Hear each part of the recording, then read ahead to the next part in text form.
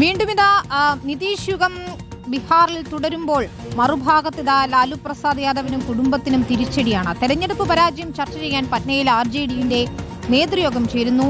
ലാലു പ്രസാദ് യാദവ്, റാബ്രി ദേവി, തേജസ്വി യാദവ് തുടങ്ങിയവരൊക്കെ യോഗത്തിൽ പങ്കെടുക്കുന്നുണ്ട്. തേജസ്വി യാദവുമായുള്ള തർക്കത്തെ തുടർന്ന് ലാലുവിന്റെ 3 പെൺമക്കൾ കൂടി വീട് വിട്ടിരിക്കുകയാണ്. സഹോദരൻ തേജ് പ്രതാപ് യാദവിന്റെ ജൻശക്തി ജനതാദൾ ബീഹാറിൽ NDAക്ക് ഇപ്പോൾ പിന്തുണ പ്രഖ്യാപിച്ചിട്ടുണ്ട്.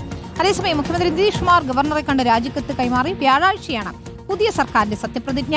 ഉപമുഖ്യമന്ത്രി സ്ഥാനം ആവശ്യപ്പെട്ട ചിരാഗ് പാസ്വാന് 3 മന്ത്രിസ്ഥാനങ്ങൾ നൽകാനാണ് നിലവിൽ ധാരണയായിരിക്കുന്നത്. ആദിൽ പാലോടാണോ ചേരുന്നത്? അതിൽ നമുക്കാദ്യം കുടുംബവിശേഷം പറഞ്ഞാൽ, തിരഞ്ഞെടുപ്പ് തോൽവിക്ക് പിന്നാലെ ലാലു പ്രസാദ് യാദവിന്റെ കുടുംബത്തിൽ വലിയ പൊട്ടിത്തെറി ഉണ്ടാകുന്നു. രോഹിണിക്ക് പിന്നാലെ 3 പെൺമക്കൾ കൂടി ഇപ്പോൾ വീട് വിട്ടിരിക്കുകയാണ്. അതിനപ്പുറം രാഷ്ട്രീയ ചിത്രം കൂടി നോക്കിയാൽ ഇനി എന്താണ് വിലയിരുത്തേണ്ടത് എന്ന ചോദ്യമുണ്ട്. അവരുടെ സുപ്രധാന കേന്ദ്രങ്ങൾ, യാദവ ബെൽറ്റുകളൊക്കെ പിടിച്ചെടുത്തിരിക്കുന്നു NDA. ലാലുവിന്റെ ചെറിയ മകൻ, ഇളയ മകൻ ഇതാ NDAക്കൊപ്പം ചേരാൻ വേണ്ടി പോവുകയും ചെയ്യുകയാണ്.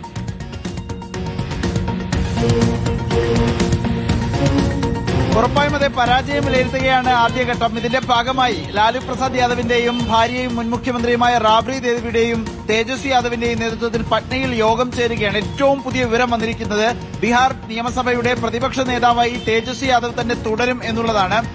സാധാരണഗതിയിൽ 1-2 സീറ്റിന്റെ വ്യത്യാസത്തിലാണ് പ്രതിപക്ഷ നേതൃസ്ഥാനത്തിനുള്ള അവകാശം RJDക്ക് ലഭിക്കുന്നത്. 2 സീറ്റ് കൂടി ഇല്ലായിരുന്നെങ്കിൽ പ്രതിപക്ഷ നേതൃസ്ഥാനം തന്നെ നഷ്ടപ്പെടുന്ന സ്ഥിതിയായിരുന്നു വരേണ്ടിയിരുന്നത്. ഏതായാലും പ്രതിപക്ഷ നേതാവായി തേജസ്വി യാദവിനെ തന്നെ നിയോഗിച്ചിരിക്കുന്നു.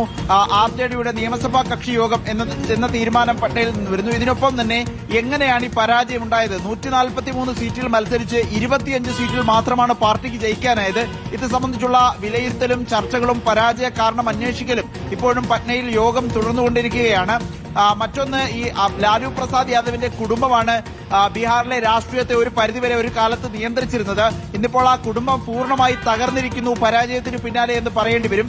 തേജസ്വി യാദവിനാണ് എല്ലാ ചുമതലയും ഉണ്ടായിരുന്നത്. തേജസ്വി യാദവും അദ്ദേഹത്തിന്റെ സുഹൃത്തുക്കളുമാണ് പ്രചരണ പരിപാടികളെല്ലാം നിശ്ചയിച്ചിരുന്നത്. തേജസ്വി തന്നെയാണ് ഈ പരാജയത്തിന്റെ കുറ്റം ഏറ്റെടുക്കേണ്ടത്, തോൽവിയുടെ ഉത്തരവാദിത്തം ഏറ്റെടുക്കേണ്ടത് എന്നാണ് സഹോദരിമാരുടെ അഭിപ്രായം. ഇതിന് പിന്നാലെ വലിയ തർക്കം കുടുംബത്തിലുണ്ടാവുകയും രോഹിണി ആചാര്യ ആദ്യം കുടുംബത്തിൽ നിന്നും പാർട്ടിയിൽ നിന്നും പുറത്തു പോവുകയാണെന്ന് പരസ്യമായി പ്രഖ്യാപിക്കുകയും ചെയ്തു. പിന്നാലെ 3 സഹോദരിമാർ കൂടി വീട് വിട്ടിറങ്ങിയിരിക്കുന്നു എന്നുള്ളതാണ് ഇന്ന് രാവിലെ വന്ന വാർത്ത.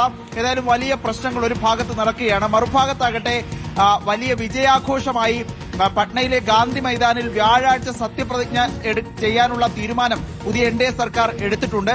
NDA സർക്കാരിന്റെ സത്യപ്രതിജ്ഞ നടക്കുകയാണ്. പ്രധാനമന്ത്രിയും മുതിർന്ന കേന്ദ്രമന്ത്രിമാരും BJP മുഖ്യമന്ത്രിമാരും പങ്കെടുക്കുന്ന വിപുലമായ പരിപാടിയായി സത്യപ്രതിജ്ഞ ചടങ്ങ് സംഘടിപ്പിക്കാനാണ് നിലവിലെ തീരുമാനം. വിനീത, ശരി. ഏതായാലും ചിരാഗ് പാസ്വാന് ഉപമുഖ്യമന്ത്രി സ്ഥാനം നൽകില്ല എന്നുള്ള റിപ്പോർട്ടുകൾ പൂർണ്ണമായും വന്നിട്ടില്ലെങ്കിൽ പോലും 3 മന്ത്രിസ്ഥാനങ്ങൾ നൽകും എന്നുള്ള വിവരങ്ങൾ വരുന്നു. ഏതൊക്കെ വകുപ്പുകളാണ് എന്ന് ചർച്ച ചെയ്ത് തീരുമാനിക്കുകയും ചെയ്യും.